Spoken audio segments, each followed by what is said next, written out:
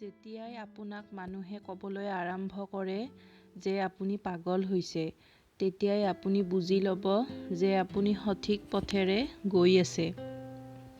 আপুনি মানসিকভাৱে শক্তিশালী হ'ব লাগিব, কিন্তু এই কাৰণে নহয় যাতে আপুনি কাৰোবাক দমন কৰিব পাৰে, এই কাৰণেহে যাতে আপোনাক কোনেও দমন কৰিব নোৱাৰে। আপুনি তেনেধৰণৰ মানুহ হওক, যেনে ধৰণৰ মানুহক সদায় লগ পাব বিচাৰে।